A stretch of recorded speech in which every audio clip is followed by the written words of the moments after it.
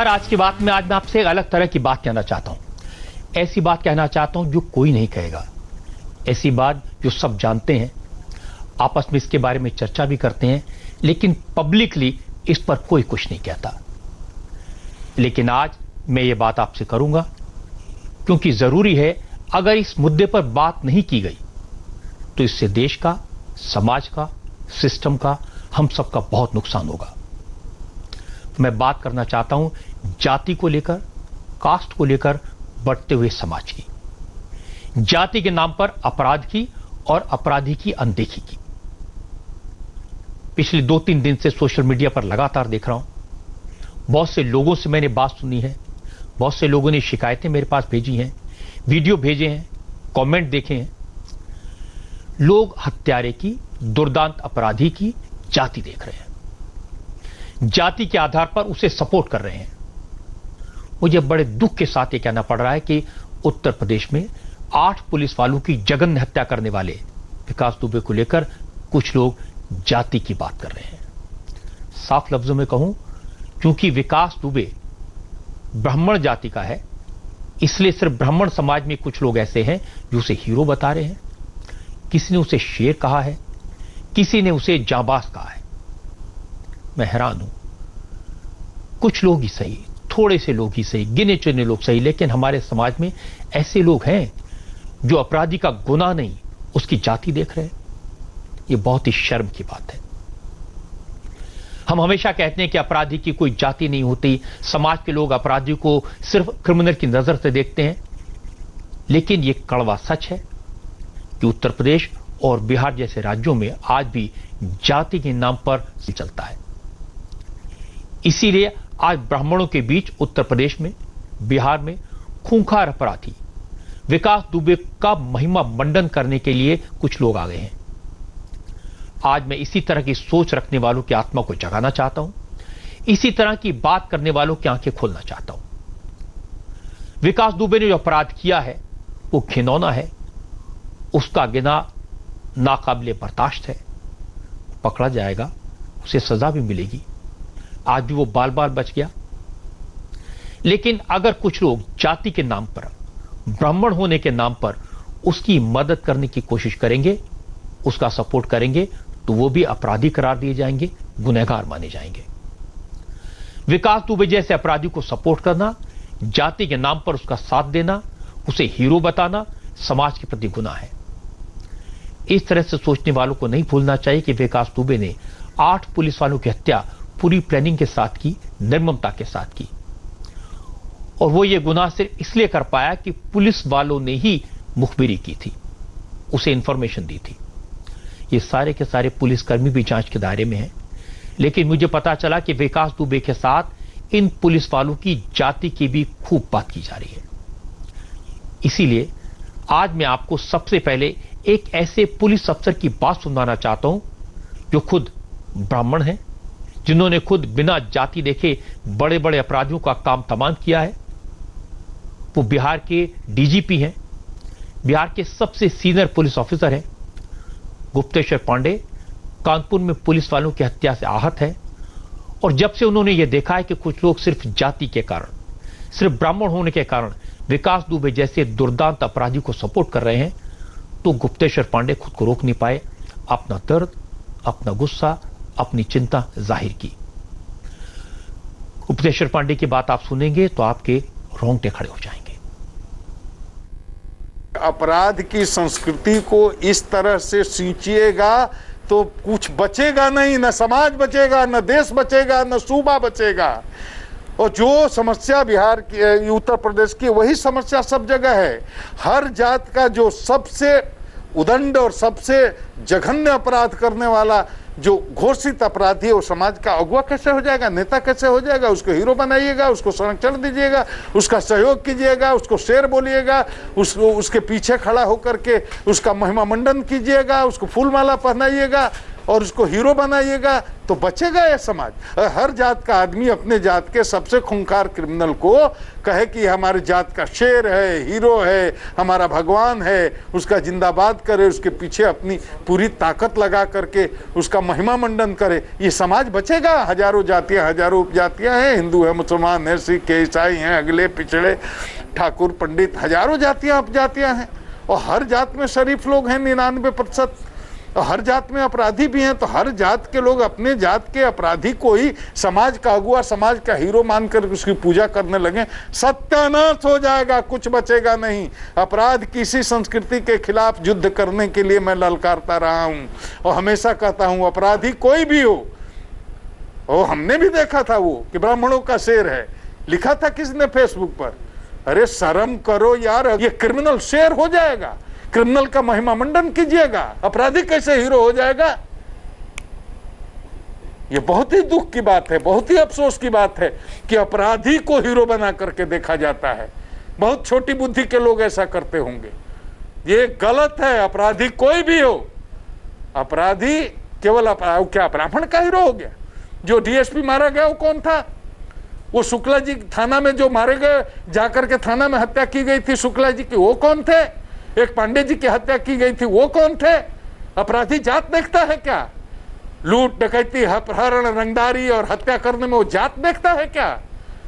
कोई अपराधी जो है सबसे ज्यादा अपनी जात का नुकसान करता है। हम तो कहते हैं, मैं भी ब्राह्मण हूं, ब्राह्मणों का तो माथा शर्म से झुकना चाहिए, अफसोस होना चाहिए कि हमारे कुल खानदान, हमारे परिवार, हमारी जात, हमारी कौम में एक ऐसा अपराधी हो गया। ब्राह्मण अपराधी के लिए, अपराध के लिए पूजा जाता है। ब्राह्मण अपने शील से, संयम से, चरित्र से, संस्कार से हमेशा आदर पाता रहा है। उसके शील में, संस्कार में, चरित्र में गिरावट आई तो उसका सम्मान घटा है। अब वो अपराधी हो जाएगा, वो पूजा जाएगा। अब पतन इस स्तर तक हो गया क्या कि अपहरण करने वाले, चोरी करने वाले, डकैती करने वाले पेशेवर कुख्यात अपराधी को हीरो मानोगे, शेर बोलोगे। अब वो 8 कौन थे? 8 कौन थे? जो हमारे खाकी वर्दी वाले जो गए थे, कोई किसी की व्यक्तिगत दुश्मनी थी क्या उस अपराधी से? कानून का पालन करने गए थे? गोली से तुम भी उनको छलनी कर दिए, सबके बाल बच्चे परिवार हैं, मार दिया उनको, उसको कहते हो कि शेर है। शर्म की बात है, बहुत ही अफसोस की बात है।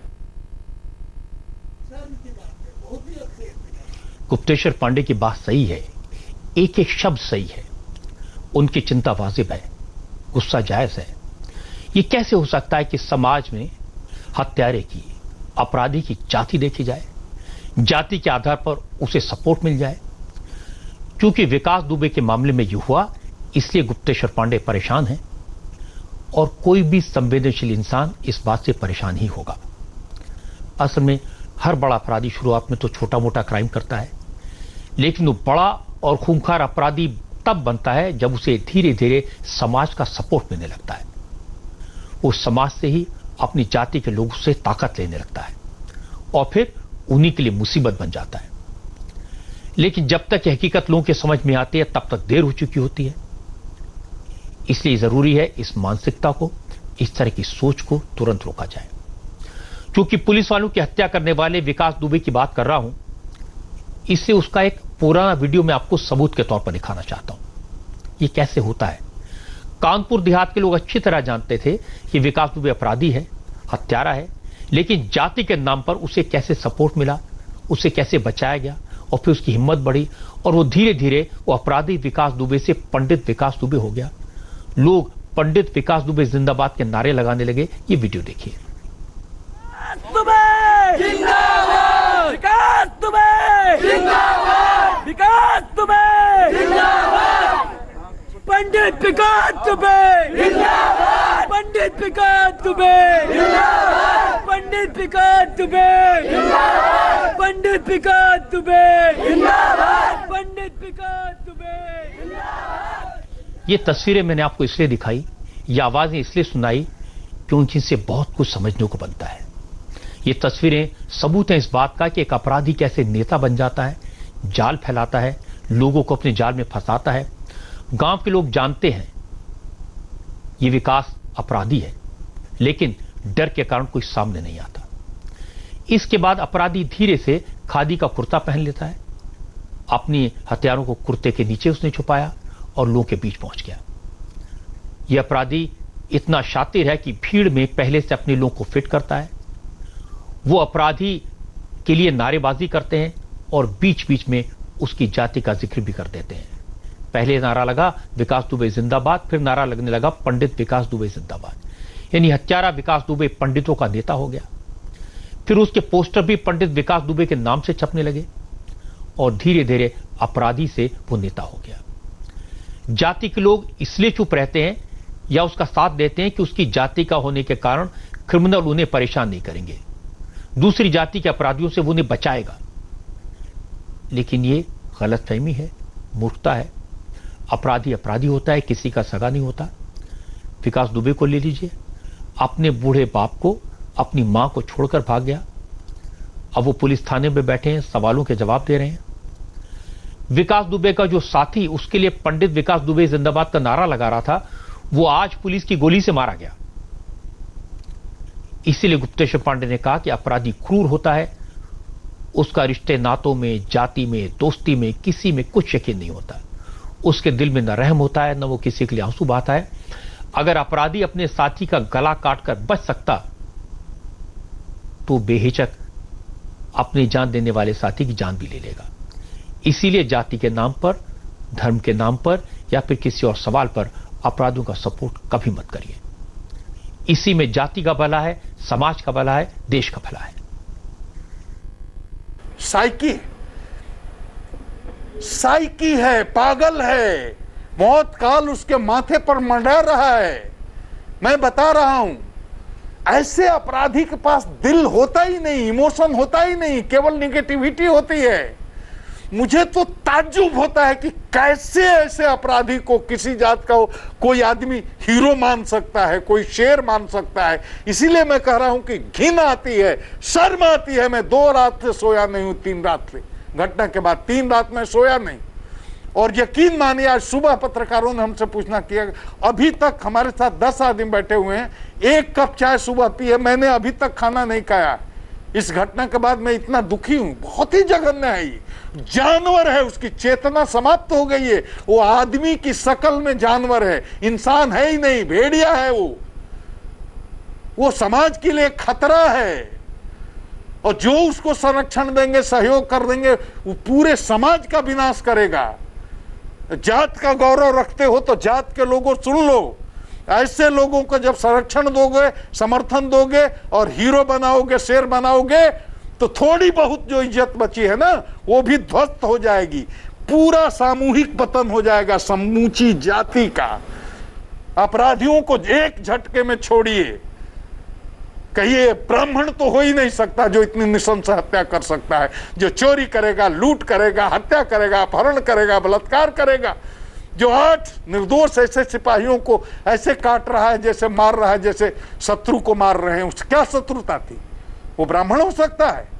ब्राह्मण अपने शील के कारण जाना जाता है, अपने चरित्र के कारण जाना जाता है, अपने संस्कार के कारण जाना जाता है। अगर शील नहीं है, संस्कार नहीं है, चरित्र नहीं है, वो ब्राह्मण है, उसको शेर बनाओ, हीरो बनाओ।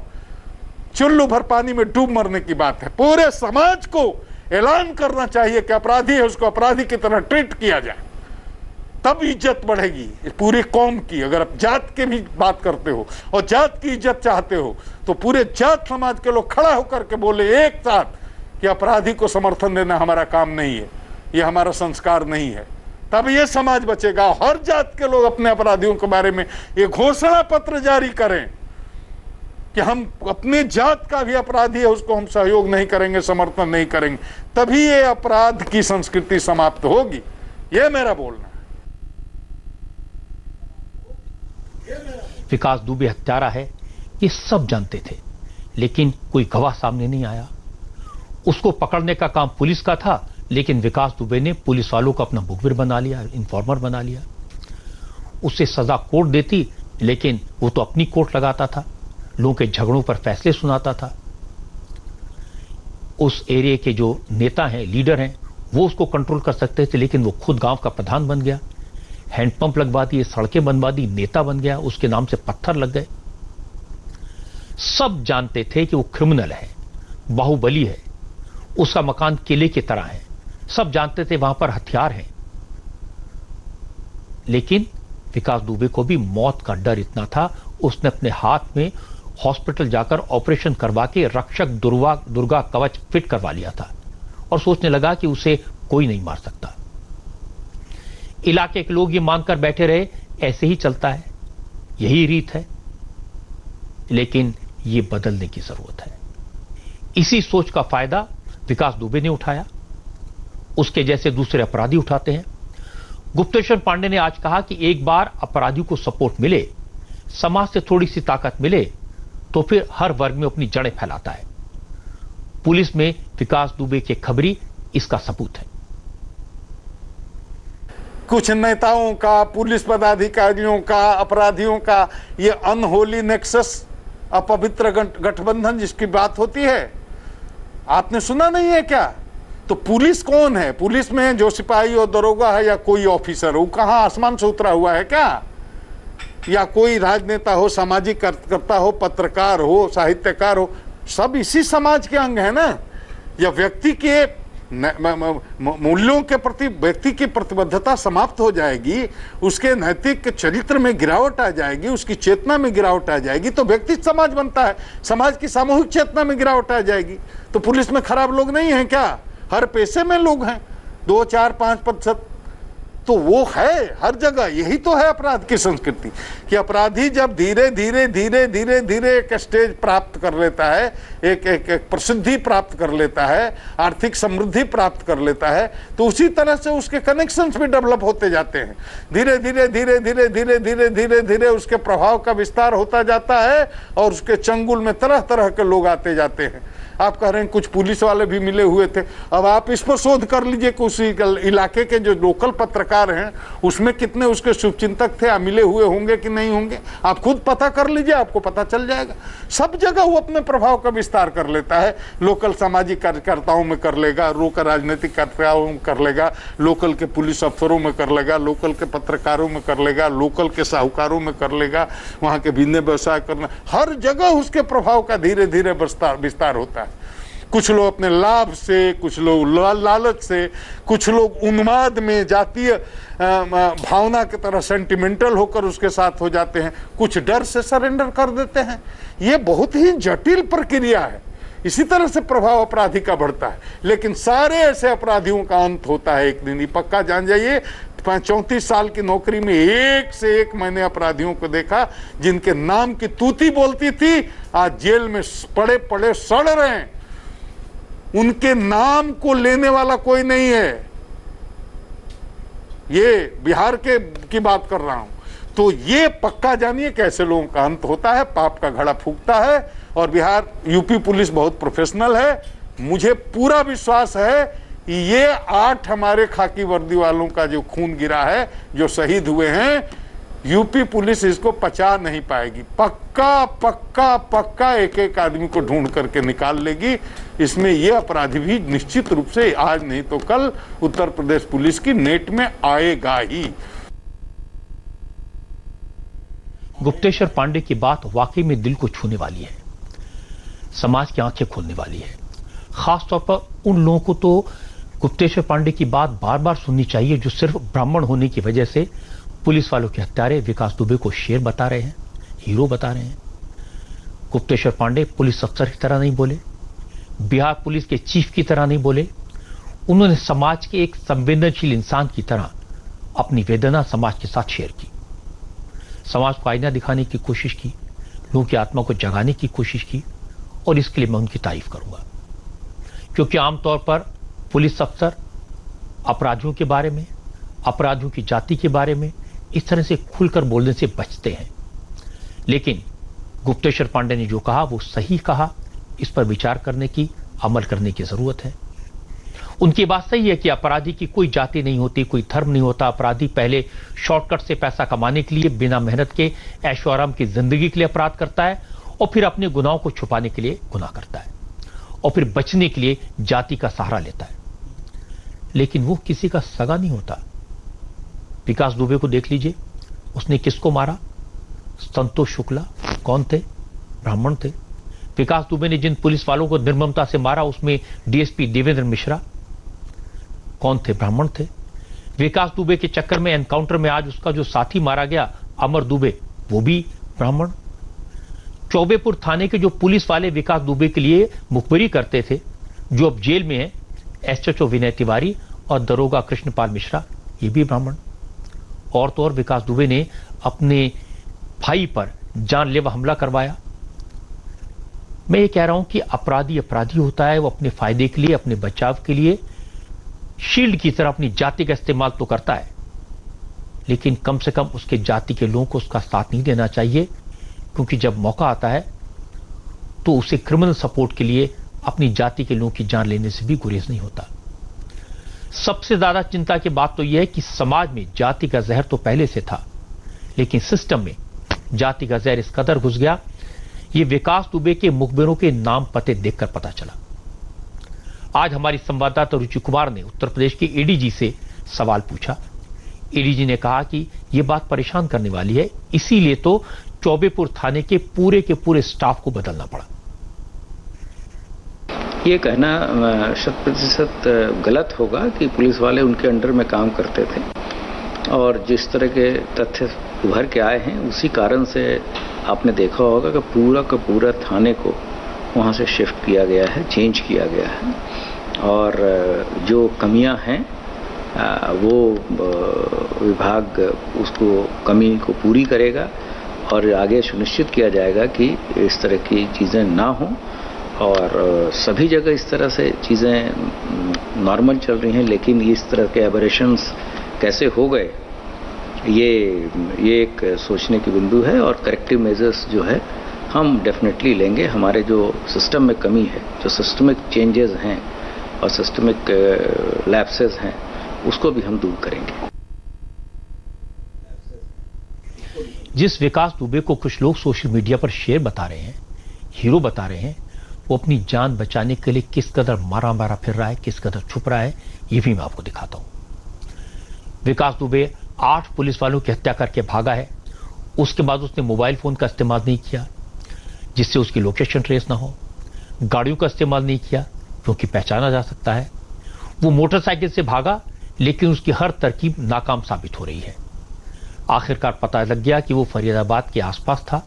सीसीटीवी में उसकी तस्वीरें कैद हो गई। उसकी मदद करने वाले 3 लोगों को आज गिरफ्तार कर लिया गया।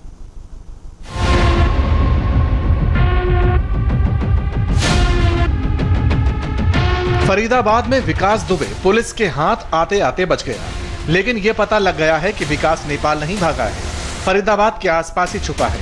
उसकी सीसीटीवी फुटेज भी मिल गई है। इस हत्यारे ने काले रंग की शर्ट, जीन्स और मास्क पहना हुआ था। उसके कंधे पर एक बैग भी दिखाई दिया। विकास फरीदाबाद के ओयो होटल में आया था। विकास और उसके 2 साथियों के लिए कमरे की बुकिंग ऑनलाइन हुई थी। भुगतान क्रेडिट कार्ड से हुआ था। नाम और पते गलत बताए गए थे। आइडेंटिटी कार्ड भी फर्जी लगाए गए। होटल के लोगों ने बताया कि विकास और कुछ लोग आए थे। उन्होंने अंकुर नाम से आइडेंटिटी कार्ड दिखाया था। आईडी कार्ड पर फोटो ब्लर थी। होटल वालों ने दूसरी आईडी मांगी तो उन्होंने मना कर दिया और वो चले गए। जैसे ही पुलिस को विकास दुबे की मौजूदगी की खबर मिली तो पुलिस ने तुरंत रेड की, लेकिन तब तक विकास वहां से निकल चुका था। होटल में कमरा न मिलने पर विकास दुबे मंगलवार दोपहर हरिनगर में अपने करीबी के घर पहुंचा। पुलिस को बुधवार सुबह करीब 3 बजे विकास के बारे में सूचना मिली। करीब 3:30 बजे पुलिस की एक टीम हरिनगर के इस घर पर पहुंची, लेकिन विकास 3 बजे ही वहां से निकल चुका था। हालांकि पुलिस ने इस मकान से 3 लोगों को दबोचा है। इनमें से एक शख्स ने पुलिस पर फायरिंग भी की थी। इस व्यक्ति का नाम प्रभात मिश्रा है। इसके कब्जे से एक पिस्टल बरामद की गई। प्रभात मिश्रा विकास का खास गुर्गा है। चौबेपुर का ही रहने वाला है।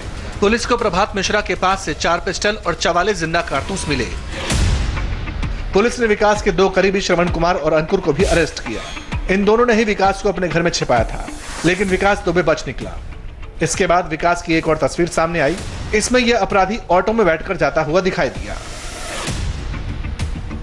एक सीसीटीवी फुटेज सामने आई है जो कि एक दुकान के लगे कैमरे में दिख रहा है। ये आप देख सकते हैं, ये एक दुकान का सीसीटीवी कैमरा है और बाहर ये सामने की तरफ जो मेन रोड है वहां पर एक शख्स जो है एक बैग लेकर खड़ा हुआ है। ये जो है विकास दुबे है, ये यहां पर खड़ा हुआ है। अंदर से किसी तरीके से चकमा देकर ये बाहर की तरफ जो अंदर घर था, अंदर ही यहाँ पर एक घर में रुका हुआ था, अंकुर के घर में, और किसी तरीके से पुलिस को चकमा देके यहाँ पर पहुंचता है।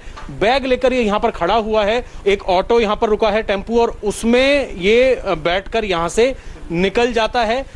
इधर हरिनगर के इस घर से पकड़े गए विकास के गुर्गे प्रभात मिश्रा ने पूछताछ में चौंकाने वाली बात बताई।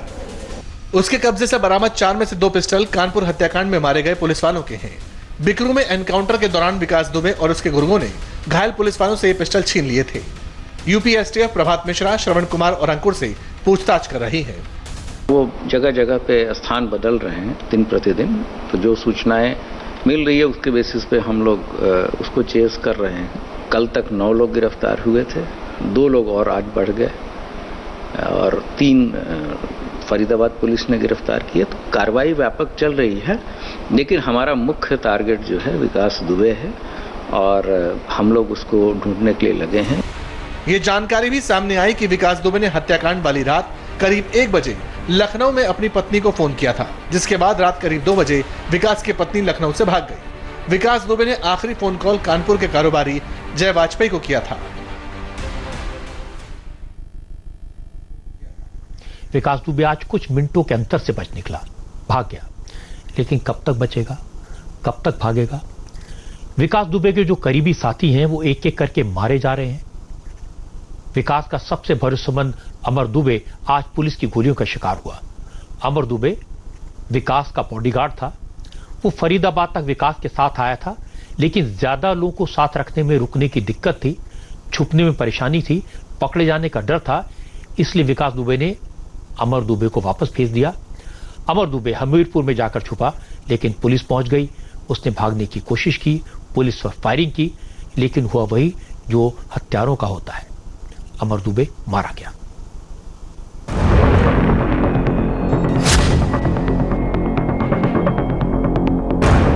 विकास दुबे तो बच निकला, लेकिन विकास दुबे के राइट हैंड अमर दुबे को पुलिस ने एनकाउंटर में मार गिराया। यूपी एसटीएफ को सूचना मिली थी कि विकास दुबे का सबसे भरोसेमंद साथी अमर दुबे हमीरपुर के अरतरा गांव में छिपा हुआ है। एसटीएफ ने लोकल पुलिस के साथ मिलकर उसकी घेराबंदी की। एनकाउंटर हुआ। अमर दुबे ने पुलिस पर फायरिंग की और जवाबी फायरिंग में अमर दुबे मारा गया। फॉरेंसिक टीम हमारी यहाँ पे आ रही है और हम लोग इसमें और विस्तृत जांच करा रहे हैं। गांव में भी पूछताछ करवाई जा रही है कि यहाँ पे ये किसके साथ था, किसने इसको शरण दी थी। हमारी कई टीमें अभी गांव में भी लगातार पूछताछ। कानपुर पुलिस द्वारा जो मुकदमा दर्ज किया गया है उसमें विकास दुबे के बाद जो जारी की गई लिस्ट थी उसमें सबसे ऊपर इसी का नाम था। अमर दुबे की तरफ से हुई फायरिंग में 2 पुलिस वाले घायल हो गए। हमीरपुर में मौदहा थाने के एसएचओ और एसटीएफ के कांस्टेबल को गोली लगी। हम इस समय एनकाउंटर साइट पे ही मौजूद हैं और एनकाउंटर साइट पे आप देखिए कि किस तरीके से गोले के चौक के निशान लगाए गए हैं। जहां पर फाइनली एनकाउंटर हुआ, जहां पर उसकी ऑटोमेटिक गन मौजूद थी, जहां से उसने पुलिस के ऊपर फायर किया। उसके बाद जब रिटेलिएशन में पुलिस ने जवाबी फायरिंग की है तो विकास दुबे का सबसे खास साथी अमर दुबे पहले घायल हुआ है और उसके बाद जैसे ही उसको नजदीक के अस्पताल में भर्ती कराया गया है उसको डॉक्टर्स ने मृत घोषित किया है। अमर दुबे के पास से पुलिस को एक ऑटोमेटिक वेपन मिला है। उसके पास एक बैग भी था। इससे अंदाजा लगाया जा रहा है कि वो लगातार पुलिस को चकमा देने के लिए अपने ठिकाने बदल रहा था। अमर दुबे मोस्ट वांटेड विकास दुबे का खास साथी था। वो हमेशा साय की तरह विकास के साथ रहता था। बताया जा रहा है कि वो फरीदाबाद में भी विकास के साथ था। एक दिन पहले विकास ने उसे वापस भेज दिया था। अमर दुबे विकास दुबे का रिश्तेदार भी था। खानदानी है, कोई हमारे आने जाने की नहीं, हम लोग कभी नहीं जाते। ये केवल खानदान है, हमारे कोई सगे नहीं। खानदान तो हमारा बहुत बड़ा अनुराग लालू सब लोग हमारे खानदानी ही हैं। जिस रात घटना हुई थी उस रात ये कहाँ थे अमर? बता तो रहे हैं, घर में नहीं थे, एक दिन पहले से नहीं थे वो। यूपी पुलिस ने कानपुर हत्याकांड के बाद अमर दुबे पर 50,000 रुपए का इनाम रखा था। एनकाउंटर में मारे गए अमर दुबे की इसी 29 जून को शादी हुई थी। अमर दुबे ने शायद सोचा हो कि विकास दुबे के गुनाहों में शरीक होकर वो बच जाएगा, लेकिन ऐसी मौत मारा गया जिसकी कल्पना भी कोई नहीं कर सकता। 2 जुलाई को विकास दुबे के साथ उसने पुलिस वालों पर फायरिंग की थी। 8 पुलिस वालों को मारने में शामिल था और आज पुलिस की गोली से मारा गया। पुलिस ने तय कर लिया कि विकास दुबे के अपराधों में शामिल हर गुनहगार को खोज कर निकाल लिया जाएगा। अमर दुबे का तो हमीरपुर में एनकाउंटर हुआ। आज कानपुर में भी विकास दुबे के करीबी श्यामू वाजपेयी का एनकाउंटर हुआ। हालांकि उसके पैर में गोली लगी है, लेकिन वो पुलिस की गिरफ्त में है। एक एनकाउंटर कानपुर के चौबेपुर में भी हुआ। पुलिस ने चौबेपुर में शिवली रोड के पास विकास दुबे गैंग के मेन मेंबर श्यामू वाजपेयी को घेर लिया। श्यामू ने बचकर निकलने की कोशिश की। उसने तमंचे से पुलिस पर फायर किया। पुलिस ने जवाबी फायरिंग की, जिसमें श्यामू के दाएं पैर में गोली लगी। घायल श्यामू को फिलहाल कानपुर के एक हॉस्पिटल में भर्ती कराया गया है। बिकरू गांव में हुए हत्याकांड के बाद श्यामू वाजपेयी पर पुलिस ने 50,000 रुपए का इनाम रखा था। पुलिस का कहना है कि श्यामू वाजपेयी शूट आउट की राहत पुलिस पर हुए हमले में शामिल था। वो विकास दुबे के साथ था। हालांकि श्यामू आरोपों से इनकार कर रहा है। उस दिन रात में कहाँ पे थे तुम? घर पे। क्या तुमने फायरिंग की थी? नहीं सर। कितने लोग थे? विकास के साथ कितने समय से हो तुम? हम नहीं, हम उनके साथ में। फिर कैसे हम घड़ी कंपनी में लेबर हैं। हाँ। हम वहीं अपन काम करते हैं। शाम रात में आए 9 बजे हम घर पे थे। कितने लोग थे? पता नहीं सर, ये नहीं मालूम कितने। घर में थे कि नहीं थे? नहीं थे। विकास के घर में थे? नहीं थे। पुलिस ने कानपुर शूट आउट मामले में जिन 15 मोस्ट वांटेड अपराधियों की लिस्ट जारी की है, उनमें श्यामू का नाम भी है। अब तक पुलिस विकास गैंग के करीब आधा दर्जन बदमाशों को मार या पकड़ चुकी है। विकास के गैंग के 2 और मेंबर जहान यादव और संजय दुबे को भी पुलिस ने गिरफ्तार किया है। जिस तरह से उत्तर प्रदेश पुलिस एक्शन में है, उससे तो लग रहा है कि विकास दुबे और उसका गैंग बहुत जल्दी पकड़ा जाएगा, अंत हो जाएगा उसका। विकास दुबे खुद भी नहीं बचेगा और उसके साथी भी नहीं बच पाएंगे। सबसे बड़ी बात है कि विकास के गैंग में सिर्फ हार्डकोर क्रिमिनल नहीं थे, वाले पुलिस वाले भी थे। इन मुखबिरों के खिलाफ एक्शन हो रहा है। पुलिस की दबिश की खबर विकास दुबे को पहले ही देने वाले थानेदार और दरोगा आज दोनों को जेल भेज दिया गया। चौबेपुर थाने के सभी सिपाहियों को लाइन हाजिर कर दिया गया है। 200 पुलिस वालों के फोन रिकॉर्ड की जांच हो रही है। ये वो लोग हैं जिनका संपर्क विकास दुबे से होगा और उन सब के खिलाफ एक्शन लिया जाएगा।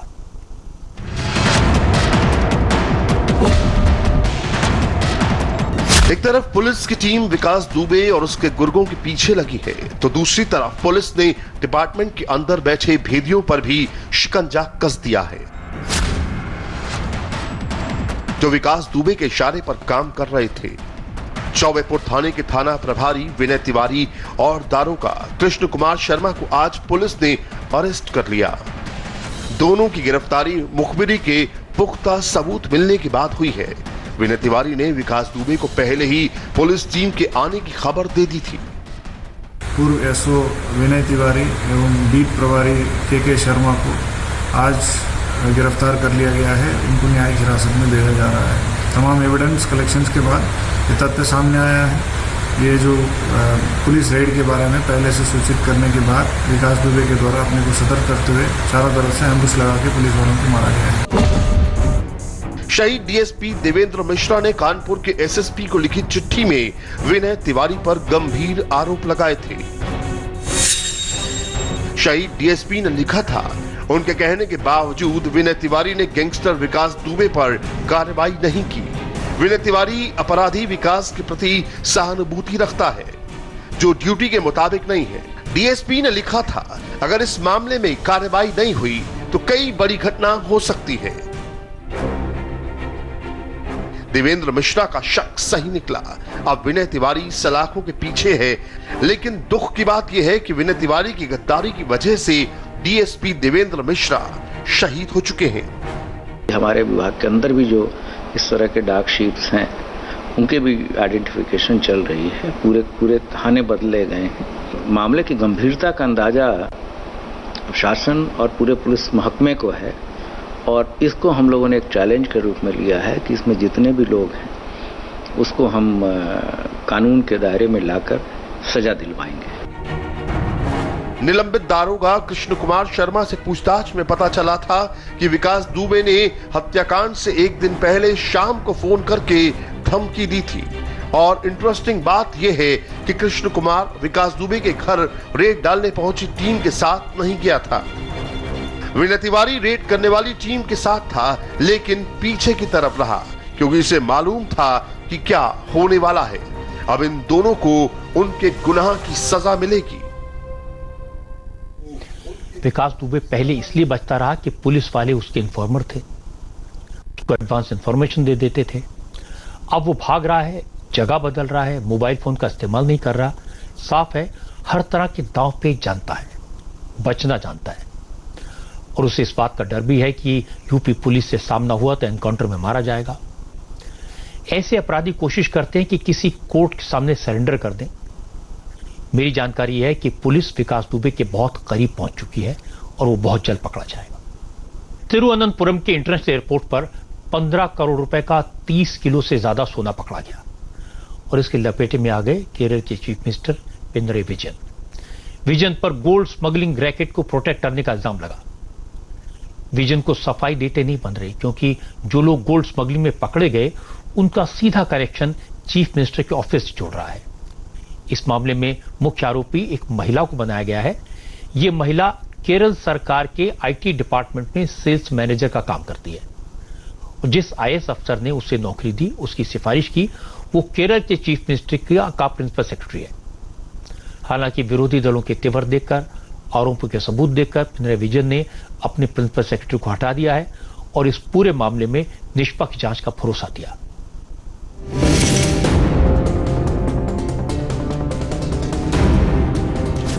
डिप्लोमेटिक कार्गो के जरिए सोने की तस्करी के रैकेट ने केरल सरकार को हिलाकर रख दिया है। मामला चीफ मिनिस्टर पिनराई विजयन के दफ्तर तक पहुंच गया है। इस मामले में मुख्यमंत्री के प्रिंसिपल सेक्रेटरी और सीनियर आईएएस अफसर एम शिवशंकर का नाम सामने आया। विपक्ष हमलावर है और केरल के चीफ मिनिस्टर सफाई दे रहे हैं। असल में शिवशंकर ने स्वप्ना सुरेश नाम की महिला को आईटी डिपार्टमेंट में नौकरी पर रखा था। इस महिला की तस्वीर कई जगह पिनराई विजयन के साथ भी दिखाई दी। विपक्ष का आरोप है कि गोल्ड रैकेट स्कैम में सीएम ऑफिस भी शामिल है, इसलिए चीफ मिनिस्टर को इस्तीफा देना चाहिए। We are demanding for a CBI inquiry. हम इस मामले में सीबीआई जांच की मांग करते हैं। सीएम ऑफिस की भी सीबीआई द्वारा जांच होनी चाहिए ताकि सारे अपराधी और सीएम ऑफिस के सारे कारनामे सामने आ सकें। मुझे लगता है कि मुख्यमंत्री आरोपियों को बचाने की कोशिश कर रहे हैं और उनका दफ्तर इस रैकेट में शामिल लोगों की मदद कर रहा है। Trying to help those people who are involved in this scam. अपने जिस प्रिंसिपल सेक्रेटरी एम शिवशंकर को पिनराई विजयन ने 1 साल की लीव पर भेजा था, अब उन्हें तुरंत पद से हटा दिया है।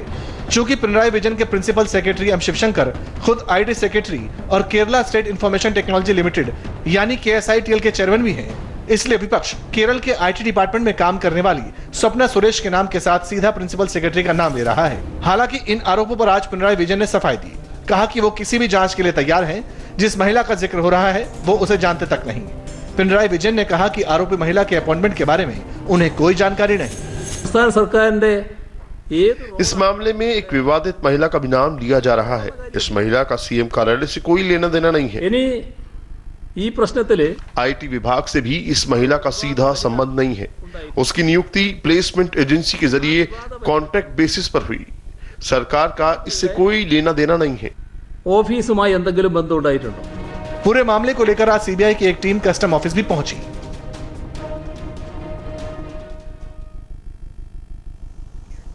मामला बड़ा है, केरल में सियासी तूफान है और जिस तरीके से, जिस कॉन्फिडेंस से 30 किलो सोना यूएई और सऊदी अरब से मंगाया गया, वो बिना पॉलिटिकल प्रोटेक्शन के नहीं आ सकता। हमारे संवाददाता टी राघवन का कहना है कि डिप्लोमेटिक कार्गो के साथ एक बिना एड्रेस का पैकेट आया जिसमें गोल्ड था। जब इसकी जांच हुई, कस्टम के अफसरों को सोना मंगवाने वाली महिला के बारे में पता चला तो यकीन नहीं हुआ क्योंकि इस महिला का कनेक्शन सीधे चीफ मिनिस्टर के ऑफिस से था।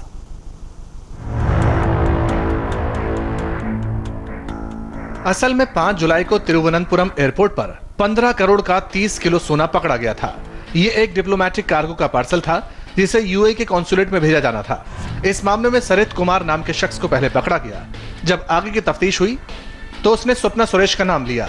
स्वप्ना सुरेश पहले यूएई के कॉन्सुलेट जनरल के दफ्तर में काम कर चुकी है, लेकिन बताया जा रहा है कि पिनराई विजयन के प्रिंसिपल सेक्रेटरी एम शिवशंकर से नजदीकी के चलते उसे केरल के ही आईटी विभाग में मैनेजर के पद पर नौकरी मिली। हमारे संवाददाता टी राघवन ने बताया कि खुद सरित कुमार कॉन्सुलेट जनरल के दफ्तर में पीआरओ रह चुका है।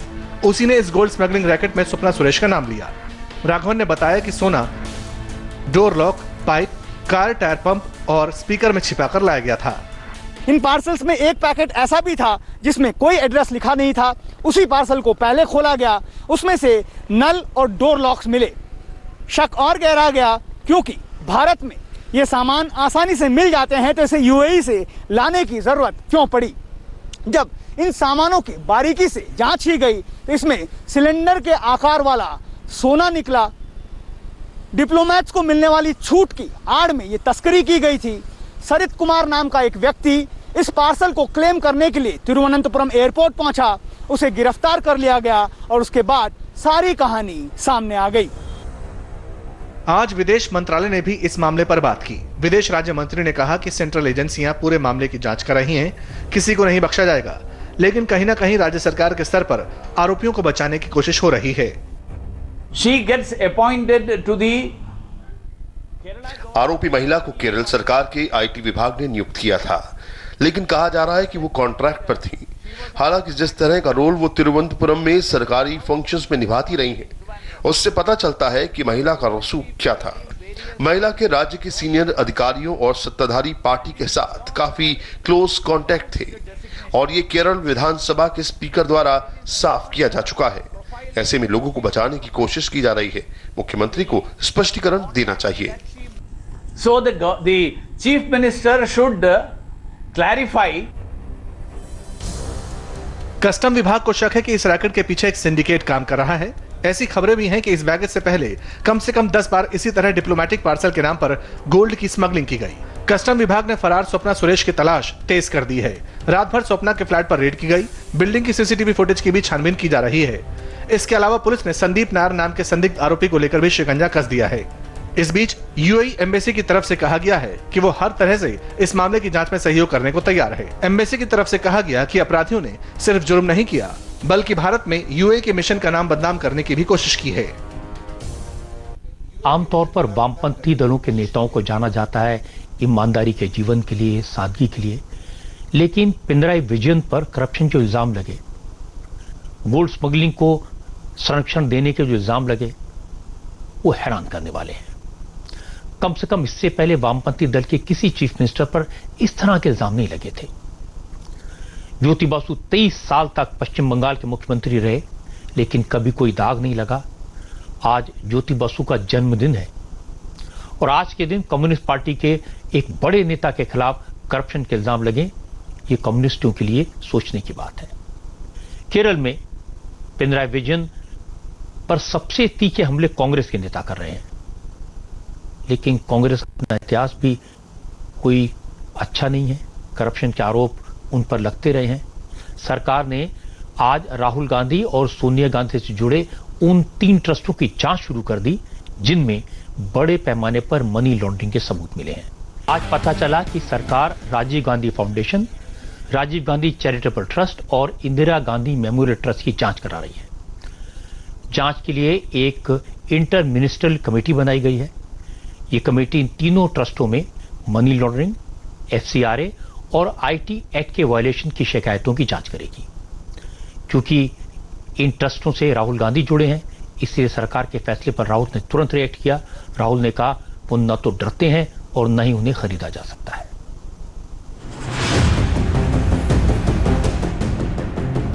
गांधी परिवार से जुड़े 3 ट्रस्टों की जांच की जाएगी। होम मिनिस्ट्री ने Rajiv Gandhi foundation, Rajiv Gandhi charitable trust और इंदिरा गांधी मेमोरियल ट्रस्ट की जांच के लिए एक इंटर मिनिस्ट्रियल कमेटी बनाई है। तीनों ट्रस्ट पर prevention of money laundering act, foreign contribution regulation act और इनकम टैक्स एक्ट के प्रोविजंस का वायलेशन करने का इल्जाम है। जांच के लिए बनी इस कमेटी को एनफोर्समेंट डायरेक्टरेट के स्पेशल डायरेक्टर लीड करेंगे। इस बीच राहुल गांधी ने एक ट्वीट किया है। राहुल ने लिखा, मिस्टर मोदी सोचते हैं कि दुनिया उनकी जैसी है। वो सोचते हैं हर किसी की एक कीमत होती है या हर किसी को डराया जा सकता है। वो ये बात कभी नहीं समझ सकते कि जो सच के लिए लड़ते हैं वो ना तो बिकते हैं, ना ही उन्हें डराया जा सकता है। इन 3 ट्रस्टों में सबसे ज्यादा सुर्खियों में राजीव गांधी फाउंडेशन ही है। सोनिया गांधी इस फाउंडेशन की चेयरपर्सन हैं, जबकि राहुल गांधी, प्रियंका गांधी और former prime minister Manmohan Singh इसके मेंबर हैं। सन 1991 में वित्त मंत्री रहते हुए मनमोहन सिंह ने राजीव गांधी फाउंडेशन को बजट में 100 करोड़ रुपए आवंटित किए थे। फाउंडेशन की डोनर लिस्ट में चीन सरकार और चाइनीज एम्बेसी का भी नाम है। अब राजीव गांधी फाउंडेशन ने चीन की सरकार से पैसा लिया, ट्रस्ट को चीन के दूतावास से डोनेशन मिला। ये इल्जाम सरकार ने नहीं लगाया, राजीव गांधी फाउंडेशन की अपनी रिपोर्ट में इस बात का जिक्र था और जिसको किसने डिनाई नहीं किया। जो बाकी 2 ट्रस्ट हैं उनमें भी विदेशों से पैसा लेने की शिकायतें मिली हैं, इसलिए अगर सरकार जांच करवा रही है तो उसमें गलत क्या है। मानसून की पहली ही बारिश से बेहाल हो चुके गुजरात के सौराष्ट्र रीजन को आज कुछ राहत मिली। आज सुबह से बारिश नहीं हुई, लेकिन हैरान करने वाली बात यह है कि आमतौर पर द्वारका में मानसून के सीजन में 25 इंच बारिश होती है, जबकि इस बार पिछले 3 दिनों में यहां 37 इंच बारिश हो चुकी है। इस इलाके के लोगों ने ऐसी बारिश कभी नहीं देखी। दिल दहला देने वाली ये तस्वीर कच्छ से आई है। इलाके में लगातार हुई बारिश की वजह से एक जीप पानी में फंस गई। जीप में 2 युवक और 2 बच्चे थे। गांव वालों ने बड़ी मुश्किल से इन्हें बचाया। इस बार सौराष्ट्र के कुछ इलाकों में रिकॉर्ड तोड़ बारिश हो रही है। अभी मॉनसून का सीजन शुरू ही हुआ है, लेकिन बरसात ने रिकॉर्ड तोड़ दिया है। खासकर गुजरात के द्वारका जिले में पूरे सीजन में जितनी बारिश होती थी उससे ज्यादा महज 3 दिन में हो गई है।